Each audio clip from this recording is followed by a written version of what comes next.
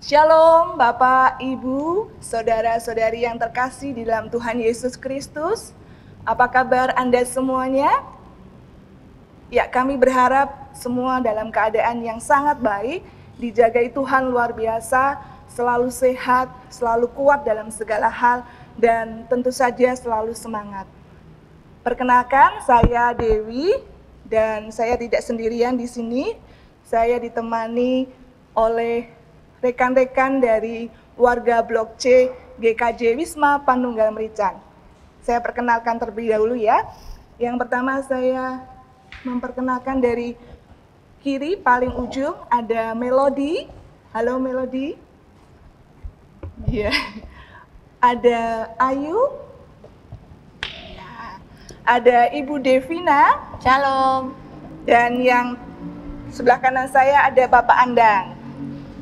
Iya, ya, kami hadir di sini untuk mengajak Bapak, Ibu, Saudara-saudari yang terkasih untuk bersatu hati. Kita mau bersama-sama untuk melakukan atau melalui persekutuan doa bulan keluarga ya, di hari yang kedua di tahun 2020 yang mengambil tema harmoni.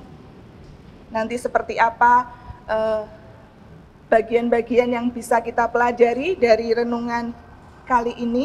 Nah, mungkin persekutuan doa keluarga kali ini berbeda dengan tahun-tahun sebelumnya. Karena apa? Karena biasanya dilakukan secara tatap muka dan kali ini dilakukan secara online.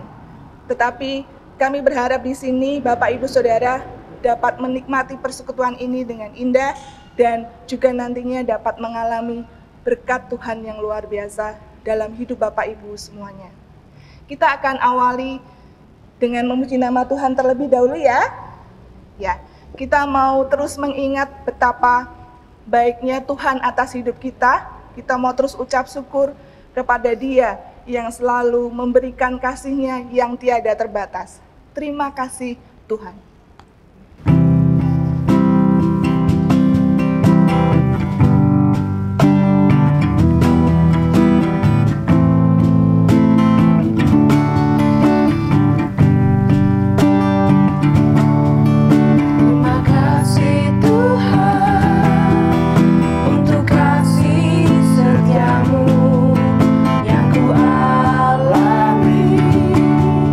Dalam hidup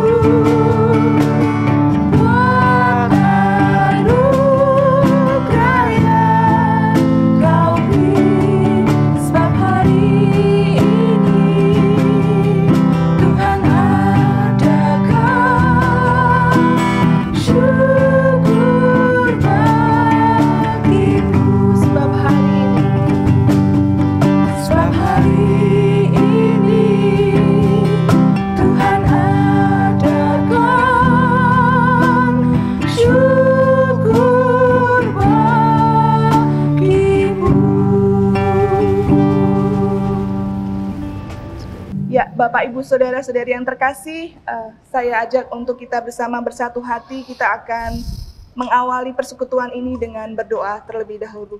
Mari kita berdoa.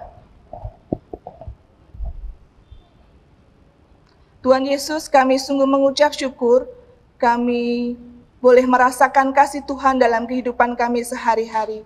Dan kami juga tak hentinya mengucap syukur ketika Engkau memberikan kami keadaan yang baik. Di dalam kami harus menjalani kehidupan ini di tengah masa pandemi ini, Tuhan. Dan Tuhan Yesus, pada kali ini kami juga meminta pertolongan Tuhan, kiranya Tuhan senantiasa boleh menolong kami untuk melembutkan hati kami, boleh menikmati persekutuan doa keluarga hari kedua di bulan keluarga tahun 2020 di GKJ-WPM ini. Biarlah Engkau yang membentuk kami, Engkau yang memberikan kami hikmat, Engkau yang memberikan kami pemahaman secara sederhana, sehingga apa nanti yang kami dapat, boleh kami terima dan boleh kami lakukan di dalam kehidupan kami sehari-hari sesuai dengan kehendak firman Tuhan. Engkau memberkati persekutuan ini Tuhan, dari awal, pertengahan, hingga akhirnya, kiranya boleh berjalan dengan baik dan lancar. Diampunkanlah segala dosa dan salah kami, di dalam satu nama Tuhan kami, Yesus Kristus, kami sudah berdoa. Amin. Ya, Bapak, Ibu, Saudara-saudari yang terkasih di dalam Tuhan, kita akan masuk di dalam pembahasan atau kita akan bersama-sama nanti membaca Alkitab, juga nanti akan membaca materi atau bahan persekutuan doa hari kedua yang bertema harmoni. Bapak, Ibu, Saudara bisa menyiapkan Alkitab dan mungkin kalau sudah punya materi persekutuan doa hari kedua juga bisa disiapkan. Baik, sudah ya? Baik, kita akan mulai dengan membuka materi atau bahan dari persekutuan doa kedua di bagian renungan. Saya minta dengan kasih untuk Bapak Andang dan Ibu Devina bisa membaca secara bergilir alinea 1 sampai dengan yang ketiga saja. Bapak Ibu yang menyaksikan bisa juga mengikutinya. Baik, diawali dari Pak Andang, dipersilahkan. Lalu kemudian Bu Devina, lalu kembali ke Pak Andang. Baik. Membangun keluarga yang harmonis adalah impian semua orang. Hanya untuk membangunnya bukan hal yang mudah. Ia membutuhkan komitmen dan kerja keras dari semua anggota keluarga. Impiannya indah, tapi kadangkala untuk menggapainya disertai dengan keluhan, tangisan, dengan tertatih-tatih, dan sebagainya. Namun demikian, itulah kenyataan yang harus kita hadapi. Dalam kesulitan untuk menggapai impian, seluruh anggotanya tetap berusaha berjuang untuk menggapainya. Seperti kata harmonia atau yun, yang berarti terikat, serasi, atau sesuai. Serasinya karena masing-masing bersama berjuang menghadirkan keharmonisan. Keharmonisan keluarga bisa diibaratkan seperti paduan suara. Umumnya, paduan suara terdiri dari 4 bagian suara, yaitu sopran, alto, tenor, dan bass. Sekalipun masing-masing berbeda jenis suaranya, namun mampu menyelaraskan karakter-karakter vokal yang beragam menjadi sebuah kesatuan yang lengkap dan indah. Mereka terikat pada satu komitmen dan tujuan yang sama. Dalam proses meraih tujuan bersama, dengan sukarela dan sukacita, masing-masing anggota berlatih. Jika ada kesalahan, semua berusaha untuk memperbaiki dan dikomunikasikan. Paling penting lagi, semua berusaha patuh pada pelatih dan taat pada dirijen. Jika kita mengambil filosofi dari paduan suara, akan ada banyak hal yang dapat kita petik. Dalam paduan suara ada kebersamaan, satu warna suara, kerjasama, bersama menghadirkan keindahan, mau memberi kesempatan bagi yang lain, Masing-masing berusaha untuk mewujudkan keselarasan dan taat pada dirijen. Masing-masing suara dilarang menonjolkan suaranya sendiri, sekalipun terdengar paling merdu. Karena semerdu-merdunya suara seseorang akan menjadi sangat merdu jika diselaraskan dengan suara yang lain dalam paduan suara. Demikian pula dalam kehidupan berkeluarga. Sekalipun mempunyai peran yang berbeda, tetapi masing-masing mempunyai tanggung jawab untuk menghadirkan keharmonisan keluarga. Ya, cukup. Ya, dibaca alinea 1 sampai yang ketiga saja, Bapak Ibu. Baik, kita akan melanjutkan dengan pembacaan Alkitab yang diambil dari Efesus 5 ayat 22 sampai 33, dilanjutkan pasal 6 ayat 1 sampai dengan yang keempat. Saya memberikan waktu untuk bisa membuka Alkitab bersama. Efesus 5 ayat 22 sampai 33, dilanjutkan pasal 6 ayat 1 sampai 4. Kami yang di sini akan membaca secara bergantian. Bapak Ibu, kami harap boleh mengikutinya kembali. Sudah, Bu Devina sama Pak Anda? Siap. Siap ya. Kita mulai dari Pak Anda, saya, dan Bu Devina. Oke. Begitu? Ya. Sudah ya Bapak Ibu ya? Sudah, ya. Silakan Pak Anda. Siap. Kasih Kristus adalah dasar hidup suami istri. Ayat 22. Hai istri, tunduklah kepada suamimu seperti kepada Tuhan. Karena suami adalah kepala istri, sama seperti Kristus adalah kepala jemaat. Dialah yang menyelamatkan tubuh. Karena itu, sebagaimana jemaat tunduk kepada Kristus, demikianlah jugalah istri kepada suami dalam segala sesuatu. Hai suami, kasihilah istrimu sebagaimana Kristus telah mengasihi jemaat dan telah menyerahkan dirinya baginya, untuk menguduskannya sesudah ia menyucikannya dengan memandikannya dengan air dan firman. Supaya dengan demikian, ia menempatkan jemaat di hadapan dirinya dengan cemerlang, tanpa cacat atau kerut, atau yang serupa itu, tetapi supaya jemaat kudus dan tidak bercela. Demikian juga suami harus mengasihi istrinya sama seperti tubuhnya sendiri. Siapa yang mengasihi istrinya, mengasihi dirinya sendiri. Sebab tidak pernah orang membenci tubuhnya sendiri, tetapi mengasuhnya dan merawatinya, sama seperti Kristus terhadap jemaat. Karena kita adalah anggota tubuhnya. Sebab itu laki-laki akan meninggalkan ayahnya dan ibunya dan bersatu dengan istrinya, sehingga keduanya itu menjadi satu daging. Rahasia ini besar, tetapi yang aku maksudkan ialah hubungan Kristus dan jemaat. Bagaimanapun juga, bagi kamu masing-masing berlaku. Kasihilah istrimu seperti dirimu sendiri, dan istri hendaklah menghormati suaminya. Ya, lanjut pasal 6. Hai anak-anak, taatilah orang tuamu di dalam Tuhan, karena haruslah demikian. Hormatilah ayahmu dan ibumu. Ini adalah suatu perintah yang penting, seperti yang nyata dari janji ini. Supaya kamu berbahagia dan panjang umurmu di bumi. Dan kamu, bapak-bapak, janganlah bangkitkan amarah di dalam hati anak-anakmu, tetapi didiklah mereka di dalam ajaran dan nasihat Tuhan. Ya, cukup. Demikianlah firman Tuhan. Ya, kita sudah membaca materi dan juga membaca perikop dari Efesus 5 dan 6 yang menuliskan tentang peran dan tanggung jawab tiap-tiap anggota keluarga. Tiap anggota keluarga itu suami, istri, dan anak. Nah, Bapak Ibu Saudara yang terkasih, kami di sini akan lebih ke berbagi atau sharing ya. Dan tak lupa juga kami masih belajar dan saya mengajak untuk kita juga mari kita sama-sama belajar untuk bisa mengerti bagaimana membangun keluarga yang harmonis, tentu saja yang sesuai dengan kehendak Tuhan.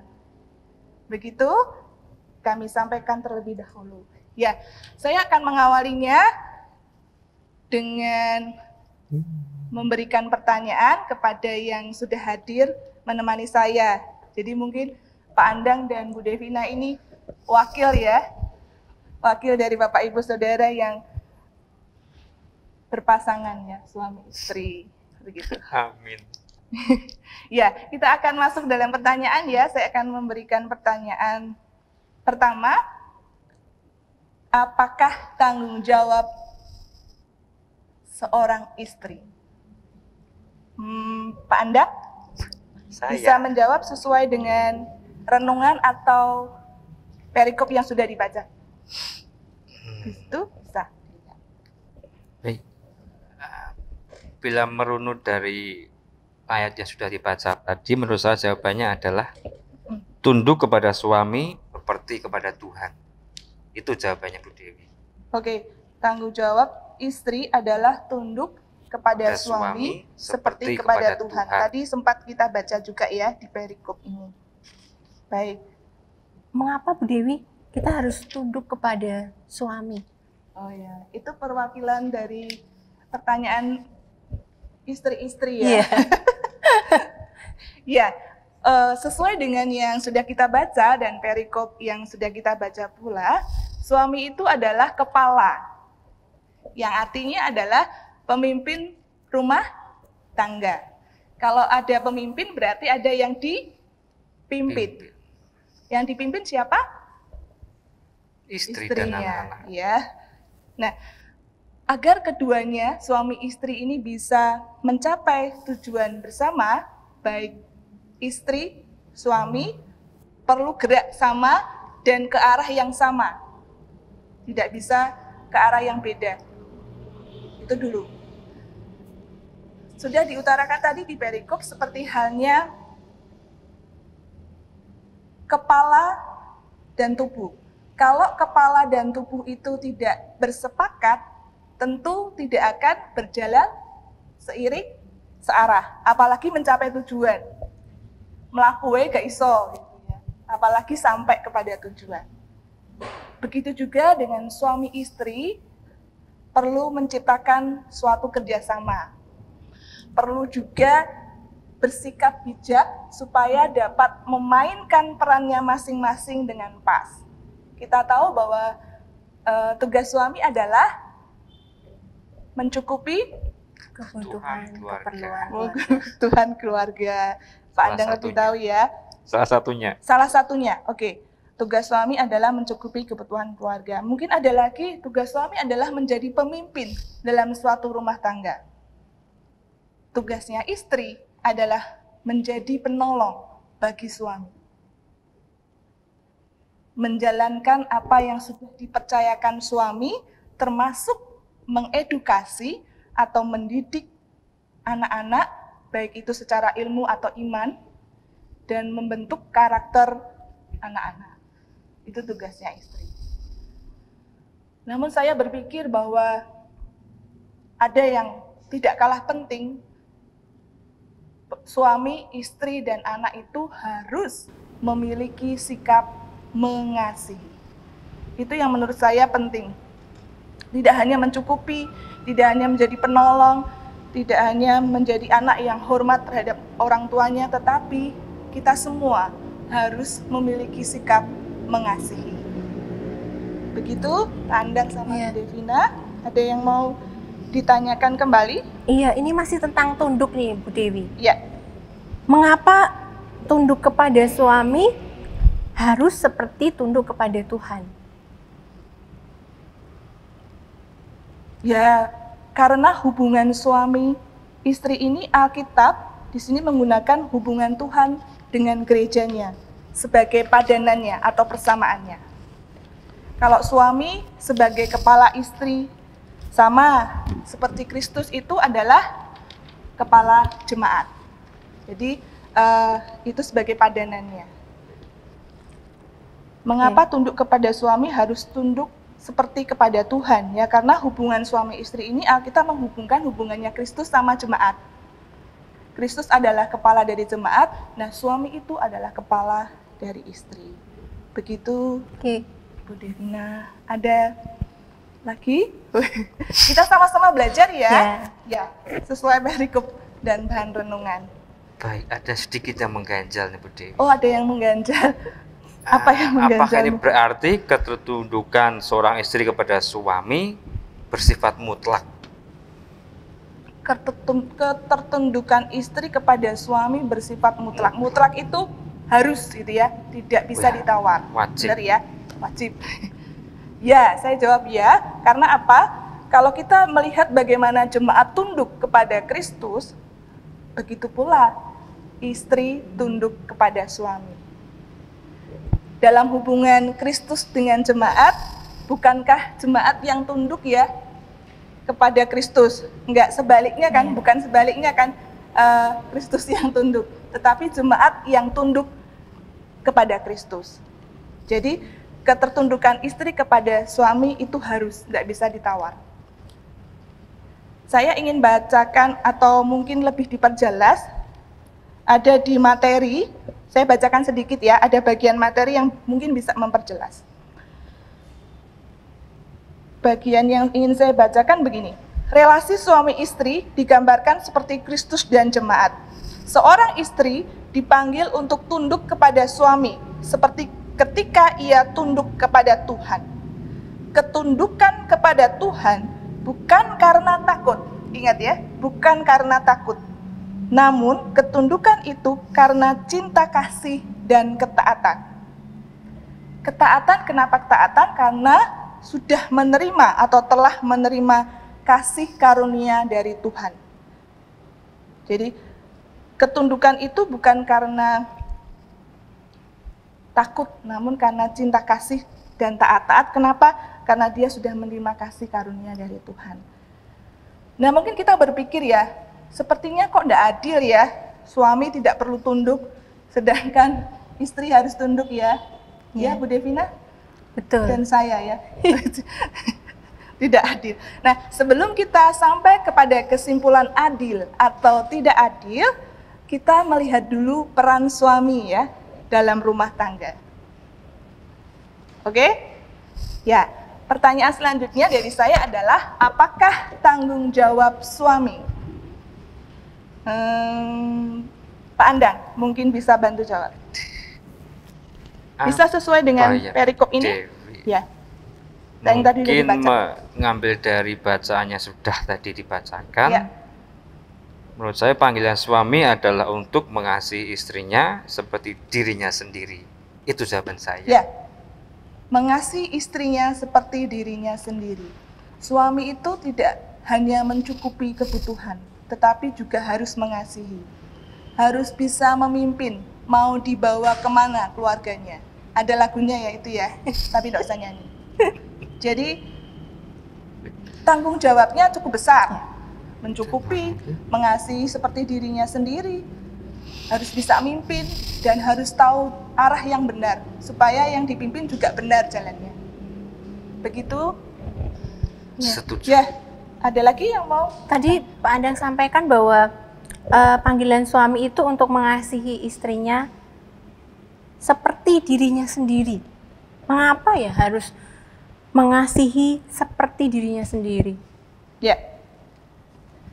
Di dalam perikop sudah dijelaskan bahwa setiap orang pasti mengasihi dirinya sendiri, memprotek dirinya. Seperti kalau kita kelilipan, langsung kita mengedip ya.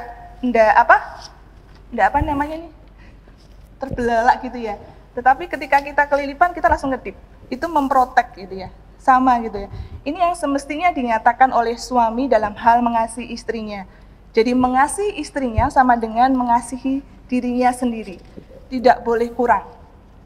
Tidak untuk disakiti juga, karena tidak ada orang yang mau dirinya disakiti. Tidak untuk dilukai juga, karena tidak ada orang yang mau melukai dirinya sendiri. Begitu kira-kira Bu Devina. Ya. Ya Bapak Ibu. Baik, kita mungkin ada yang ingin ditanyakan kembali. Silahkan, monggo. Ya, kita sama-sama belajar ya, sekali lagi ya. Boleh bertanya, Bu Dewi? Oh ya, oke. Lalu bagaimana dengan tugas suami sebagai kepala adalah untuk menyelamatkan tubuh? Tugas suami sebagai kepala adalah untuk menyelamatkan tubuh. Ya. Sama seperti Kristus ketika menuntun umatnya dalam jalan keselamatan ya. Suami pun demikian, mengarahkan istrinya untuk selamat. Jadi di sini suami dituntut untuk tahu jalan dulu, tahu arah dulu. Kalau nggak tahu jalan, ya bagaimana bisa dapat membimbing istrinya gitu ya. Yang seperti ini memang dibutuhkan seorang suami yang berhikmat, yang tahu kebenaran, yang takut akan Tuhan. Bahwa keputusan-keputusan untuk mengambil langkah-langkah yang benar adalah dari kepala yang memikirkan. Kalau kepalanya sudah salah, maka tubuh pun juga ikutan salah. Ya, ini tambahan saja bahwa suami istri itu disatukan, bukan disamakan. Jadi kalau misalnya berbeda ya nggak apa-apa, tidak harus disamakan. Terutama karakternya ya. Jadi suami istri disatukan, bukan disamakan. Kalau beda ya enggak apa-apa.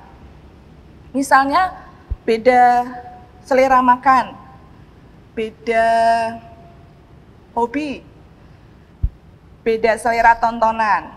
Itu sharing pribadi kayaknya ya. Itu contoh-contohnya saya maksudnya dengan suami. Semua beda, hampir semua beda. Dan karakter jelas kami berbeda. Nah, ya beda enggak apa-apa, tapi suami istri itu untuk disatukan. Karena sebelum menikah, karakter itu kan sudah terbentuk dari keluarga asal, ya, dari latar belakang, budaya, pendidikan, dan lain-lain. Karakter tidak harus sama, tapi tujuan atau visinya harus sama. Begitu Pak Ana. Berat juga ya ini ya. Untuk suami istri ya. Ya, ada yang mau ditanyakan kembali? Berat juga pembahasannya Bu Dewi. Oh, berat juga. Berat juga berat seperti ini. berat beban tanggung jawab seorang suami kepada istri juga berat. keluarganya. Berat juga. Iya. Ya, tadi di awal kita sempat ada intermezzo bahwa kayaknya kok nggak adil ya, suami nggak perlu tunduk sama istri dan istri harus tunduk. Nah, tapi kalau kita lihat tanggung jawab atau peran suami di dalam kehidupan rumah tangga, ya ternyata memang tidak ada kalimat adil atau tidak adil ya. Ya, masing-masing punya tanggung jawab yang besar untuk bisa membina rumah tangganya lebih baik lagi sesuai dengan kehendak Tuhan, begitu ya. Ya, cukup ya untuk suami istri ya. Kita Cukup. mau bahas tentang kewajiban seorang anak. Itu dibahas di dalam Efesus pasalnya yang ke-6, 1 sampai 4. Ya, langsung saya tanyakan aja, apa kewajiban sebagai anak?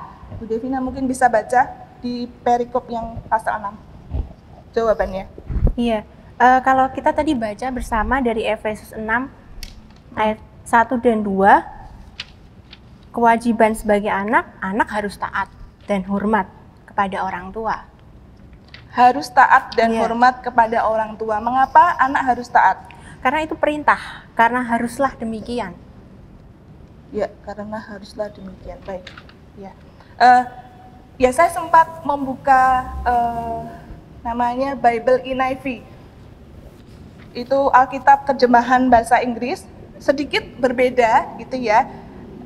Di dalam NIV ini, New International Version, jadi Alkitab terjemahan bahasa Inggris. Kalau di NIV ini artinya for this is right. Karena ini adalah benar. Kalau tadi di ayat 1 karena haruslah demikian, dan ini di terjemahan bahasa Inggris adalah karena ini adalah benar. Ya, hormat dan tunduk itu sesuatu yang benar di mana-mana ya. Tidak ada bangsa atau suku bangsa yang menganggap bahwa pemberontakan atau kekurangan ajaran anak terhadap orang tua itu sebagai sesuatu yang benar. Semua menganggap bahwa ketaatan atau hormat anak kepada orang tua itu sebagai sesuatu yang benar. Itu mungkin yang bisa makin memperjelas gitu ya, mengapa anak harus taat. Ya karena itu benar di mana-mana. Anak harus menyadari bahwa mereka itu ada karena ada papa, mama, orang tua. Orang tua juga harus sadar bahwa mereka itu ada karena Tuhan. Jadi Tuhan itu kepala tertinggi rumah tangga masing-masing.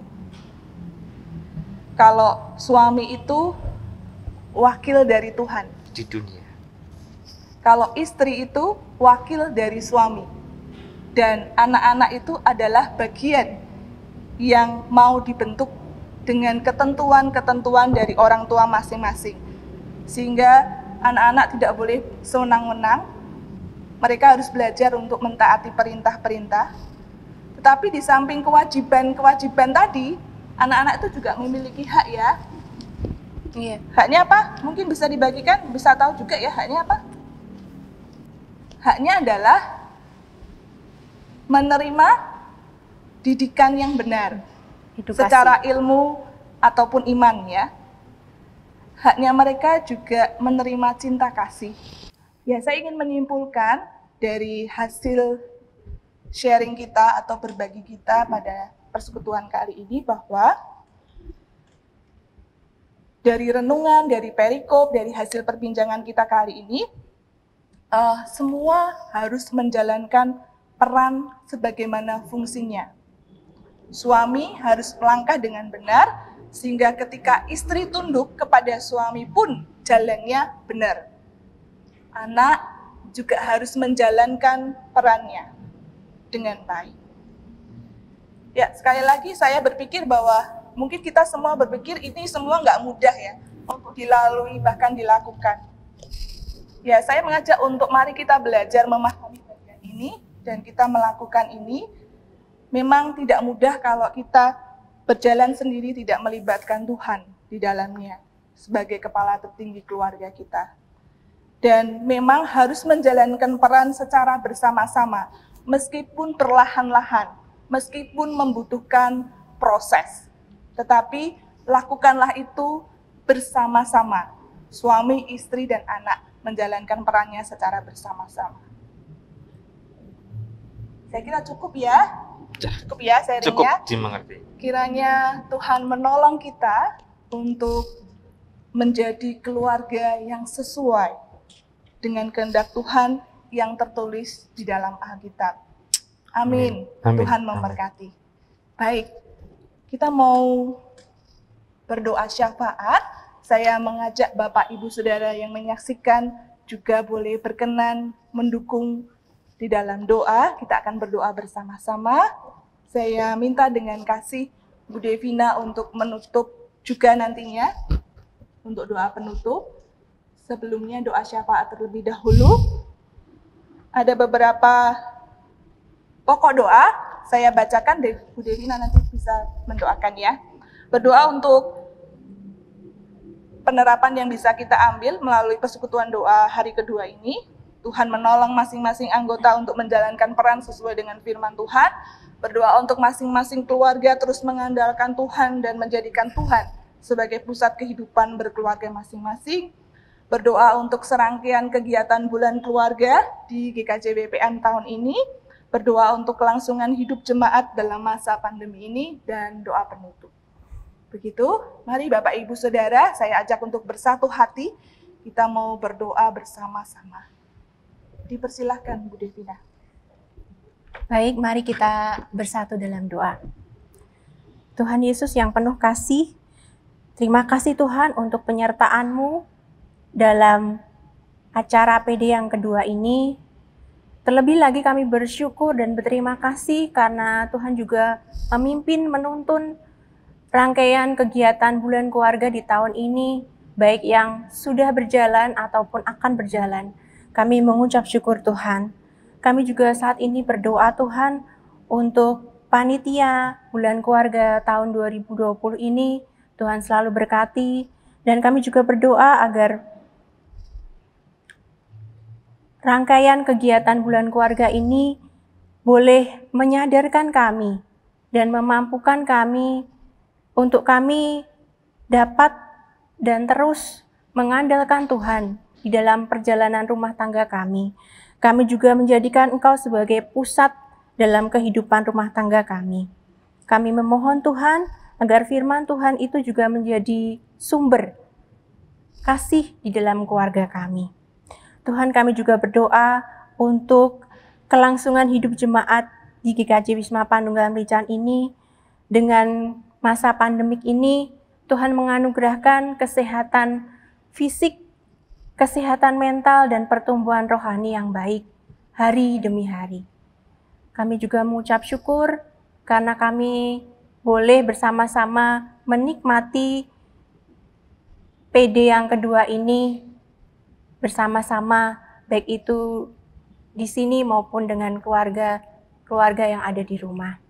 Tuhan, ini doa kami kepada Engkau, dan kami serahkan doa kami ini hanya di dalam satu nama, Tuhan kami Yesus Kristus. Haleluya. Amin. Amin.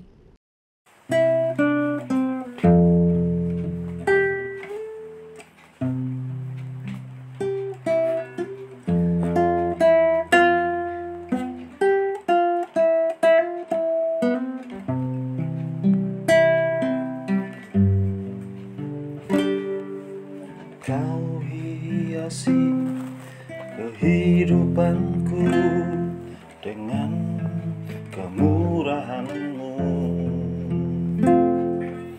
Kau rancangkan masa depanku penuh dengan harapan.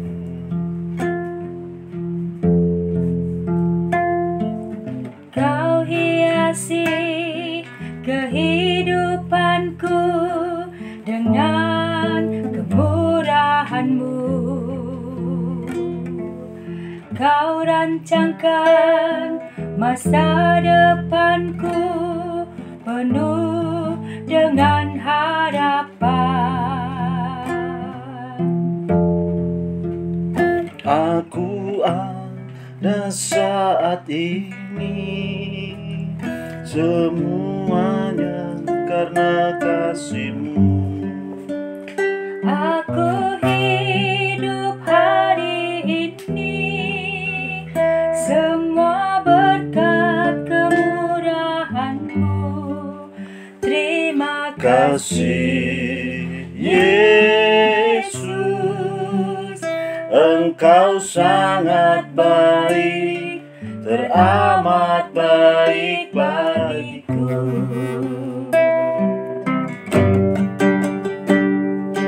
Kau hiasi kehidupanku dengan kemurahan-Mu.